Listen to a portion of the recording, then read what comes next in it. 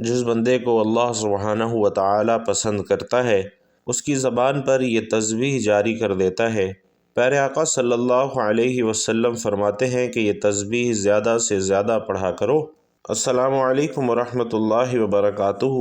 بھائیوں اور بہنوں، جو تسبیح اپنے آج کے اس بیان میں آپ کے ساتھ شیئر کر رہا ہوں، یہ تسبیح کرنے والے کی تمام خواہشات اللہ رب العزت پوری فرماتے ہیں۔ اور جو انسان یہ تسبیح پڑھتا ہے، یہ تسبیح پڑھنے کے ویسے تو بہت سے فوائد ہیں۔ یہ تسبیح پڑھنے سے اللہ تعالیٰ کی رحمت نازل ہوتی ہے، انسان کی زندگی میں سکون آتا ہے، اس کے رزق میں بے حد برکت ہوتی ہے، اور اللہ تعالیٰ اس انسان کی تمام پریشانیوں کو دور فرما دیتا ہے۔ جو یہ تسبیح پڑھتا ہے، اللہ تعالیٰ جس انسان کو خود سے قریب کرنا چاہتا ہے اس کی زبان پر یہ تسبیح جاری کر دیتا ہے۔ یہ ایسی تسبیح ہے کہ جب کوئی بندہ اس سے پڑھتا ہے تو اللہ تعالیٰ اس پر بہت زیادہ رحم فرماتا ہے،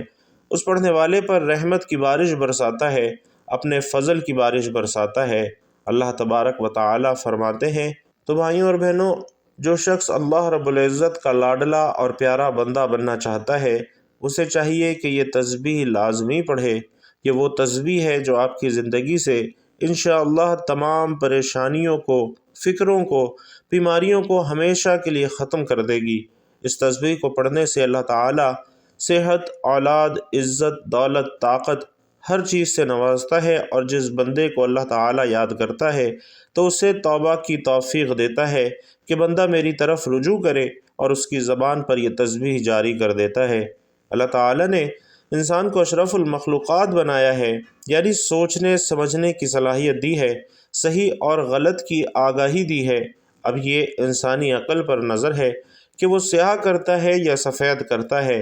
لیکن بھائیوں اور بہنوں، انسان خطا کا پتلا ہے، اور اللہ ہمیشہ اپنے بندوں کے ساتھ رحم کا معاملہ کرتا ہے۔ اس لیے اس نے مسلمانوں کے لیے ہدایت کا راستہ بھی کھلا رکھا ہے، تاکہ اگر کوئی مسلمان گناہ کا مرتکب ہو جائے تو توبہ استغفار سے فلاح کا راستہ پا سکے۔ تو یہ تسبیح سبحان اللہ و بحمدہ کی تسبیح ہے۔ یہ جملہ اللہ رب العزت کو بے حد پسند ہے، اور جب کوئی بندہ یہ تسبیح پڑھتا ہے، اپنے گناہوں سے توبہ اور اللہ سے اپنی بخشش طلب کرتا ہے، تو اللہ تبارک و تعالیٰ بہت زیادہ خوش ہو جاتے ہیں، اس کے لیے اپنی رحمت کے بند دروازے کھول دیتے ہیں، اور پھر اسے اتنا عطا فرماتے ہیں، اتنا عطا فرماتے ہیں کہ جو اس کے وہم اور گمان سے بھی بڑھ کر ہوتا ہے۔ حضور پاک صلی اللہ علیہ وسلم فرماتے ہیں کہ یہ تسبیح زیادہ سے زیادہ پڑھا کرو، کیونکہ اس تسبیح کے پڑھنے والے سے اللہ تعالیٰ خوش ہوتا ہے۔ ناظرین، استغفار ایک بڑی عبادت ہے جس کا شرف اللہ سبحانہ و تعالیٰ نے اپنے بندوں کو عطا کیا ہے، اور اللہ تعالیٰ کے نبی مکرم حضرت محمد صلی اللہ علیہ وسلم نے خود اپنے اوپر استغفار کو لازم کر رکھا تھا، تو سوچئے کہ دیگر مسلمانوں کا کیا حال ہوگا۔ استغفار کرنے والوں کو اللہ کی محبت ملتی ہے، اور اللہ مغفرت مانگنے والوں پر اور استغفار کرنے والوں پر بڑا ہی کرم فرمانے والا ہے۔ استغفار کے معنی مغفرت کی طلب کے ہیں، اور مغفرت کے معنی گناہوں کی پردہ پوشی اور ان کے شر سے بچاؤ ہے۔ بندہ اللہ سے استغفار کرتا ہے کہ اللہ دنیا میں اس کے گناہ پر پردہ ڈال دے، اور اس کے گناہ اس کی فضیحت کا سبب نہ بنے، اور آخرت میں بھی اسے ظاہر نہ کرے، اور اپنی رحمت اور عفو و درگزر سے اس کے گناہوں کو معاف فرما دے۔ استغفار کی فضیلت ناظرین یہ ہے کہ قرآن کریم میں استغفار کرنے کی ترغیب کثرت سے دی گئی ہے۔ ایک مقام پر فرمایا کہ اللہ سے استغفار کرتے رہو، بے شک اللہ بڑا غفور الرحیم ہے۔ حضرت یعقوب علیہ السلام کو ان کے بیٹوں نے جب معافی کی درخواست کرنے کو کہا تو انہوں نے سحر کے وقت کا انتظار کیا، اور سحر میں اللہ سے ان کے لیے معافی کی درخواست کی، اور اللہ بیان فرماتا ہے کہ جو لوگ اس کے حضور استغفار کرتے ہیں وہ ان سے کیا معاملہ کرتا ہے۔ اگر کوئی شخص برا فعل کر گزرے یا اپنے نفس پر ظلم کر جائے اور اس کے بعد اللہ سے درگزر کی درخواست کرے تو اللہ کو درگزر کرنے والا اور رحیم پائے گا، جیسا کہ اللہ تبارک و تعالیٰ کا فرمان ہے کہ اللہ ان پر عذاب نازل کرنے والا نہ تھا جبکہ تو ان کے درمیان موجود تھا، اور نہ اللہ کا یہ قاعدہ ہے کہ لوگ استغفار کر رہے ہوں اور وہ انہیں عذاب دے دے۔ ناظرین، اللہ تعالیٰ حج بیت اللہ جیسی بڑی عبادت کی ادائیگی کے موقع پر بھی استغفار کی تاکید فرماتا ہے۔ فرمایا، پھر جہاں سے لوگ پلٹتے ہیں وہیں سے تم بھی پلٹو اور اللہ سے معافی چاہو، یقیناً وہ معاف کرنے والا اور رحم فرمانے والا ہے۔ یعنی اعمال کی قبولیت کے مقام پر اور اس کی رحمتوں کے نزول کے مقام پر بھی استغفار کی تاکید ہے کہ محض زبان سے کلمات ادا نہ ہوں بلکہ دل سے توبہ بھی کی جائے۔ اگر زبان دل کی شمولیت کے بغیر استغفار کرتی رہے تو وہ غیر نافع ہے۔ اکثر اوقات توبہ اور استغفار کا ذکر اکٹھے کیا جاتا ہے۔ استغفار اس کیفیت کا نام ہے جب بندہ اللہ کے سامنے اپنے گناہوں کی مغفرت زبان سے مانگتا ہے، اور توبہ اس کے دل اور اعضاء سے اس گناہ کا اثر ختم کر دینے کا نام ہے۔ توبہ میں ایسے ندامت پائی جاتی ہے کہ بندہ اس گناہ کا دوبارہ ارتکاب کرنے کا خیال بھی نہ لائے اور اسے اپنے اعمال کے دفتر سے بھی مٹا دینا چاہیے۔ استغفار کا حکم دعا کا ہے جسے اللہ رب العالمین قبول یا رد کر دیتا ہے، اور جب دعا منکسر المزاجی سے مانگی جائے اور بندہ عفو کا طالب ہو تو رب کریم بھی اس کی مغفرت فرما دیتا ہے۔ بھائیوں اور بہنوں، استغفار نافرمانوں کے لیے اذن رحمت ہے۔ قرآن کریم میں نافرمان قوموں کو استغفار کرنے کی ترغیب دی گئی ہے۔ ارشاد ہے، دیکھو اپنے رب سے معافی مانگو اور اس کی طرف پلٹ آؤ، بے شک میرا رب رحیم ہے اور اپنی مخلوق سے محبت رکھتا ہے۔ ناظرین، یہ اللہ تعالیٰ کی اپنے بندوں پر بڑی عنایت ہے کہ وہ جب بھی اپنے افعال پر نادم ہو کر اس کی جانب پلٹتے ہیں اور استغفار کرتے ہیں تو وہ انہیں اپنے وسیع دامن رحمت میں سمیٹ لیتا ہے، کیونکہ اپنی پیدا کی ہوئی مخلوق سے وہ بے پایہ محبت رکھتا ہے۔ اللہ رب العزت نے بندوں کو خود بھی استغفار کی تلقین کی ہے اور پیغمبروں نے بھی اللہ سے مغفرت کی سفارش بھی کی ہے۔ حضرت یوسف علیہ السلام کے بھائیوں کا جب معاملہ کھل گیا تو انہوں نے والد سے کہا کہ ہمارے لیے اللہ سے معافی مانگیں۔ سب بول اٹھے کہ ابا جان، آپ ہمارے لیے گناہوں کی بخشش کی دعا کریں، واقعی ہم خطا کار تھے۔ اس نے کہا، میں اپنے رب سے تمہارے لیے معافی کی درخواست کروں گا، وہ بڑا معاف کرنے والا اور رحیم ہے۔ اسی طرح ابراہیم علیہ السلام نے بھی اپنے والد کے لیے استغفار کرنے کا وعدہ کیا تھا۔ فرمایا، ابراہیم نے کہا، سلام ہے آپ کو، میں اپنے رب سے دعا کروں گا کہ آپ کو معاف کر دے، میرا رب مجھ پر بڑا ہی مہربان ہے۔ اور کہتے ہوئے انہوں نے باپ کو یہ بھی بتا دیا کہ میں آپ کے لیے معافی ضرور چاہوں گا اور میرے اختیار میں کچھ نہیں ہے کہ آپ کو اللہ کی پکڑ سے بچوا لوں۔ حضرت ابراہیم علیہ السلام نے انتہائی محتاط لہجے میں اس وعدے کے مطابق دعا کی تھی، مگر آپ علیہ السلام کی نظر اس جانب کی گئی کہ ان کا باپ تو کھلم کھلا خدا کا باغی ہے، تو وہ اس دعا سے بھی باز آ گئے اور ایک سچے وفادار مومن کی طرح انہوں نے باغی کی ہمدردی سے صاف صاف تبرہ کر دیا۔ ناظرین، انبیاء علیہم السلام گناہوں سے پاک ہوتے ہیں اور اللہ تبارک و تعالی ان کی حفاظت فرماتا ہے، لیکن ہم دیکھتے ہیں کہ ہمیں جا بجا ایسے واقعات ملتے ہیں کہ جب اللہ تعالیٰ کے یہ برگزیدہ بندے بھی اس کے حضور رکوع و سجود میں جھکے ہوئے ہیں اور اس کے سامنے عاجزی سے کھڑے استغفار کر رہے ہیں۔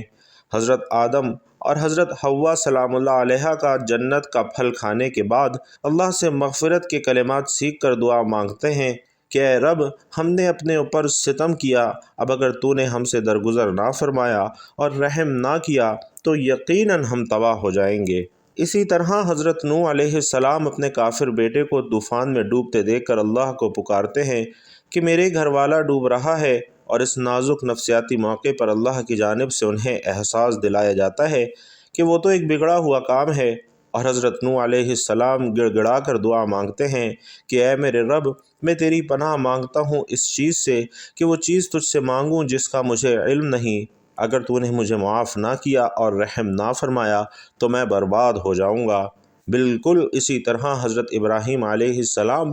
بڑی عاجزی سے اللہ کے حضور درگزر کی امید رکھتے ہیں اور فرماتے ہیں کہ جس سے میں امید رکھتا ہوں کہ روز جزا وہ میری خطا معاف فرما دے گا۔ حضرت داؤد علیہ السلام جب دنبیوں والے معاملے میں مبتلا فتنہ ہوئے اور اللہ نے اپنے محبوب بندے کا محاسبہ کیا اور انہیں اپنی تقصیر کا احساس ہوا تو فوراً اسی رب کی جانب پلٹ کر اس سے معافی مانگی، اور ان کی کیفیت کو قرآن میں یوں بیان کیا ہے۔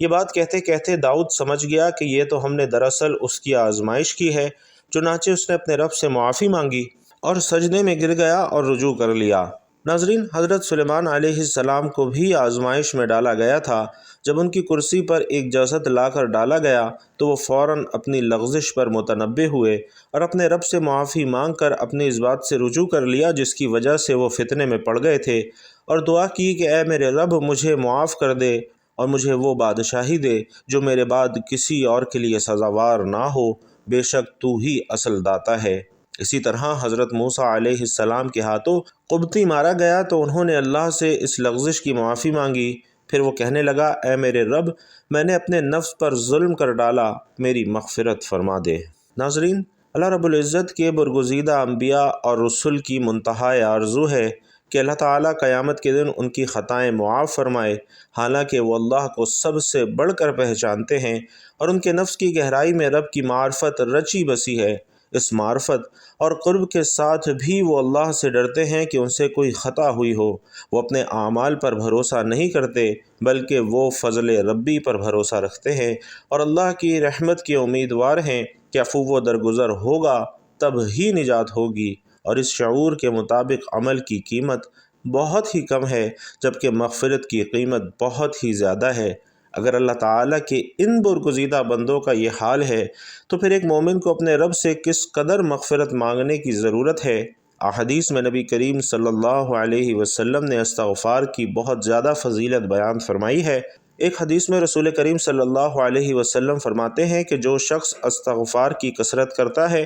یعنی ہمیشہ استغفار کرتا رہتا ہے، مسلسل استغفار کرتا ہے، اللہ تعالیٰ ہر تنگی اور پریشانی سے اس کے لیے راستہ نکال دیتا ہے، اور اللہ تعالیٰ ایسے آدمی کو غم سے نجات اور رہائی نصیب فرماتا ہے، اور اس آدمی کو اللہ تعالیٰ ایسی جگہ سے روزی پہنچاتا ہے کہ اس کے گمان میں بھی نہیں ہوتا، اسے معلوم بھی نہیں ہوتا، ایسی جگہ سے اللہ اسے رزق عطا فرماتا ہے۔ بھائیوں اور بہنوں، یہ حدیث ہمیں یہ تعلیم دیتی ہے کہ ہم کثرت سے چلتے پھرتے اپنے کاموں میں مشغول ہوں تب بھی استغفار کرتے رہیں، اور اس کے 3 بڑے فائدے اس حدیث میں پیارے آقا صلی اللہ علیہ وسلم نے ہمیں بتائے ہیں۔ ایک فائدہ تو یہ ہے کہ استغفار کی برکت سے اللہ تعالی ہمیں پریشانیوں سے بچاتا ہے، اور اگر کوئی آدمی کسی پریشانی میں مبتلا ہوگا تو اللہ رب العزت اس پریشانی سے اسے نکال دے گا۔ دوسرا فائدہ یہ ہے کہ ہر غم سے اللہ اس آدمی کو نجات عطا فرماتا ہے، اور تیسرا فائدہ یہ کہ اللہ تعالیٰ ایسی جگہ سے رزق عطا فرماتا ہے جہاں سے ہمارا وہم اور گمان بھی نہیں ہوتا،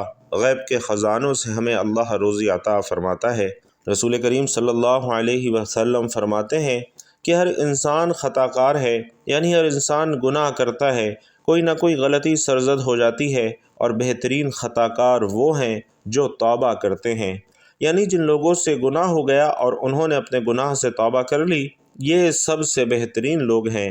اگر انسان گناہ سے توبہ نہیں کرتا بلکہ بار بار وہ گناہ کرتا رہتا ہے تو اس کا دل سیاہ ہو جاتا ہے، اور جو بندہ گناہوں سے سچی توبہ کرتا ہے اور اپنی توبہ پر قائم بھی رہتا ہے، اللہ تبارک و تعالی اس کے تمام گناہوں کو معاف فرما دیتا ہے۔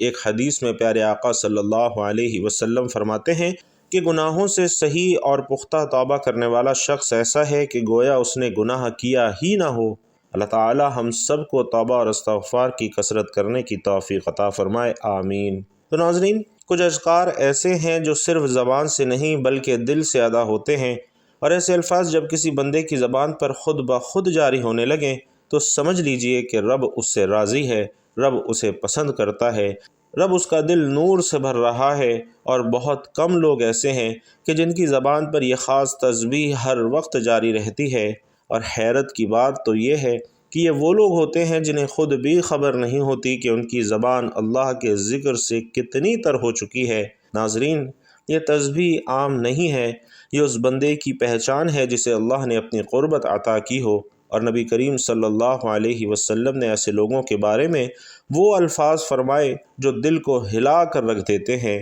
اگر آپ بھی چاہتے ہیں کہ دل کو سکون، روح کو طمانینت اور زندگی میں وہ روحانی روشنی نصیب ہو جو صرف اللہ کے خاص بندوں کو ملتی ہے، تو یہ باتیں آپ کے لیے ایسے لوگوں کی زندگی میں عجیب سی سکون والی کیفیت آ جاتی ہے، جیسے ہر الجھن میں بھی ایک اطمینان، ہر دکھ میں ایک امید، اور ہر پریشانی میں بھی دل کے اندر سے آواز آتی ہے کہ میرا رب میرے ساتھ ہے، مجھے اکیلا نہیں چھوڑے گا۔ لوگ حیران ہوتے ہیں کہ یہ کیسا سکون ہے، لیکن وہ خود بھی نہیں جانتے کہ ان کی زبان پر جو ذکر جاری ہو چکا ہے وہی ان کی دعاؤں کی قبولیت کا راز ہے۔ وہ ہر بات میں اللہ کو یاد کرتے ہیں، نہ دکھ میں شکوہ کرتے ہیں، نہ خوشی میں غفلت برتتے ہیں، ان کی خاموشی بھی تسبیح بن جاتی ہے، اور ان کا چلنا پھرنا بھی عبادت بن جاتا ہے۔ ایسے بندے جب کسی محفل میں بیٹھتے ہیں تو ان کی موجودگی سے دل کو سکون ملتا ہے، جیسے روشنی کی کرن دلوں کو چھو جائے۔ ان کی دعائیں صرف اپنے لیے نہیں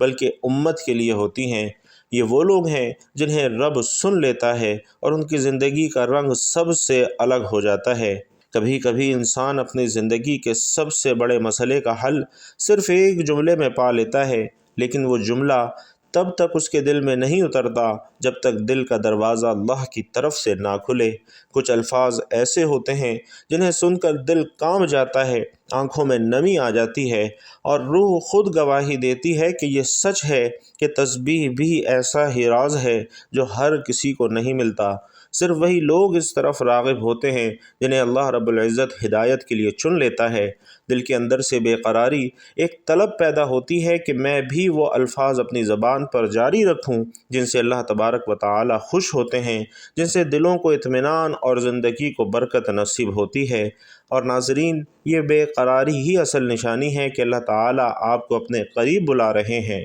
تو جب انسان کو ایک بار یہ احساس ہو جائے کہ رب کی طرف پلٹنے والا راستہ یہی ہے، تو پھر وہ دن رات ایک کر دیتے ہیں اسی نور کے لیے، اسی طالب کے لیے اور اسی تسبیح کے لیے جو اسے اللہ کے محبوب بندوں کی صف میں لے آئے۔ تو یہ تسبیح ان بندوں کی زبان پر جاری کر دی جاتی ہے جنہیں اللہ تبارک و تعالی خاص یاد کے لیے منتخب فرما لیتے ہیں، اور اس کا جاری ہونا اس بات کی علامت ہوتا ہے کہ بندہ اللہ کی رضا کے قریب ہو چکا ہے۔ نبی کریم صلی اللہ علیہ وسلم فرماتے ہیں، سبحان اللہ و بحمدہ